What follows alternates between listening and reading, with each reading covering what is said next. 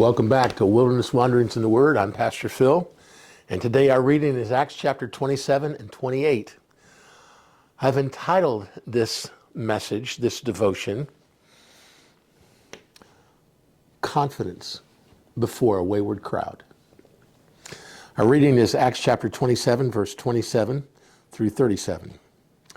On the 14th day of the night, we were being driven across the Adriatic Sea when about midnight the sailors sensed they were approaching land. They took soundings and found the water was about 120 feet deep. A short time later, they took soundings again and found it was 90 feet deep. Fearing that we would be dashed against the rocks, they dropped 4 anchors from the stern and prayed for daylight. In an attempt to escape from the ship, the sailors let the lifeboats down into the sea, pretending they were going to lower some of the anchors from the bow. Then Paul said to the centurion and the soldiers, "Unless these men stay with the ship, you cannot be saved." So the soldiers cut the ropes that held the lifeboats and let it fall away. Just before dawn, Paul urged them all to eat. "For the last 14 days," he said, "you've been in constant suspense and gone without food. You've eaten hardly anything. Now I urge you to take some food. You need it to survive. Not one of you will lose a single hair from his head." After this, he took some bread, gave thanks to God in front of them all. Then he broke it and began to eat. They were all encouraged and ate some food for themselves. Altogether, there were 276 of us on the ship.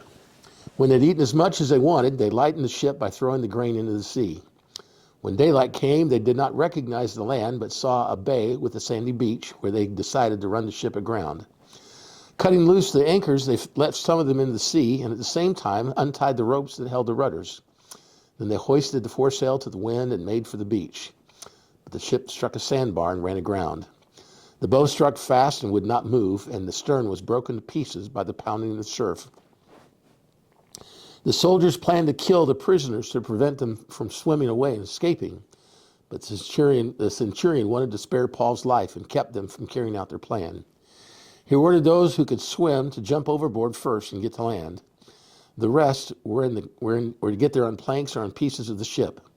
In this way, everyone reached land in safety. Here's a prisoner of the ship, a Jew.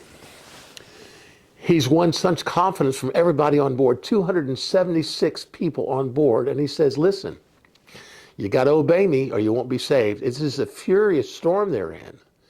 He says, "Cut the lifeboats off. You got to stay with the ship." And then he told them, "Have some food." And he did something very interesting. He did something he had not seen, but he heard, how Jesus took the bread and the fish and lifted up to God and gave thanks. And because he was matching the example of Christ to a lost world, he won their confidence. And he says, "If you stay with me, not one of you will be lost."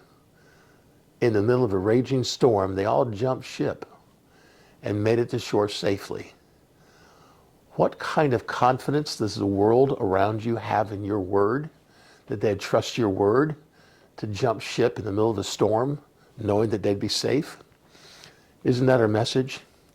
You have no other hope in this world that's stormed and tossed by waves and wind of confusion and difficulty and danger and wickedness. Stay with the ship. You'll be saved. Speak to the word today. Speak to the world today and tell them, stay with Jesus.